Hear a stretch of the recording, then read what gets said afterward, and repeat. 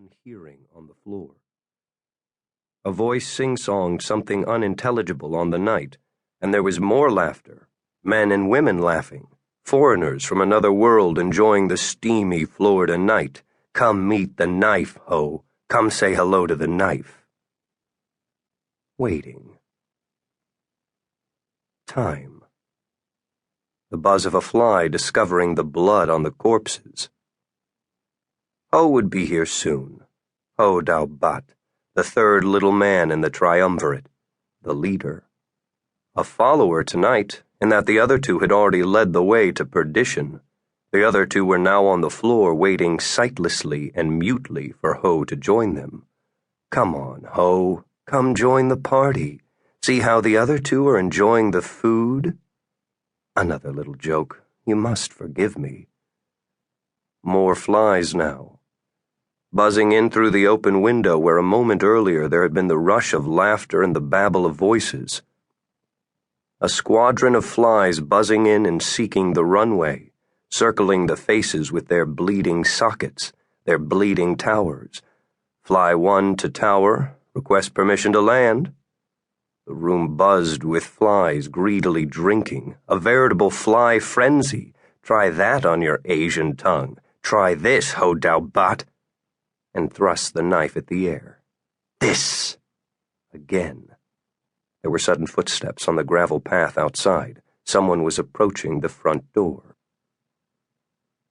Detective Morris Bloom stood tall and wrinkled and grizzled in the early morning sunlight streaming into the room. No time to shave this morning, not when the 7 a.m. call from downtown had reported 3 dead men in a room that reeked of ritual murder. No time to search in his closet for a freshly dry-cleaned suit. Time only to throw on a clean shirt and the rumpled seersucker draped over the chair near the dresser. Time only to quickly knot a tie and then telephone Rawls to pass on the address of the crime scene. The 2 detectives stood side by side in the sunlight.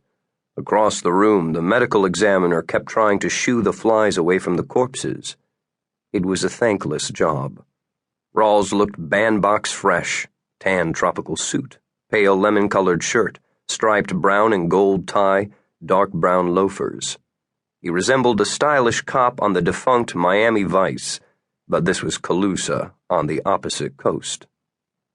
Rawls was bigger and heavier than Bloom, some 6 feet 4 inches tall and weighing in at 240. He was the kind of mountainous black man people down here crossed the street to avoid. Bloom at 6'1" and 220, with a broken nose and the oversized knuckles of a street fighter, wasn't the kind of person you'd care to meet in a dark alley either. Together they made a formidable pair, except that it was almost impossible for them to play good cop, bad cop, since they both looked like bad cops. Well, perhaps there was a slight difference. In Bloom's dark and somber eyes there was always a look of ineffable sadness, an unfortunate failing for a police detective. Mighty pretty, Rawls said. He was not normally given to irony, but the bodies across the room demanded a certain dryness of humor. Either that or you went outside to throw up. The only time he had thrown up recently was on a rough cruise to romantic Bermuda, which he'd taken with a girl who worked as a legal stenographer at the courthouse. Bloom, on the other hand, had been married for a good long time now and did not take too many cruises to romantic Bermuda. The last time he'd thrown up was Saturday night, when he'd eaten a bad fish at Marina Lou's. This was now Tuesday morning, and he felt like throwing up again. The 3 men across the room had had their throats slit, and their eyes gouged out, and their penises cut off and stuffed into their mouths. Rawls had seen things like this in the jungles of Vietnam. The Kong had done things like this to the grunts in Vietnam. It was he who'd suggested that maybe these were intra-racial murders, this being an Asian community and all, and the way the bodies had been mutilated. Alex McCready, the sergeant who'd first responded to the radio call from the car patrolling Charlie sector, was of the opinion that these were drug-related murders, probably Jamaican in origin.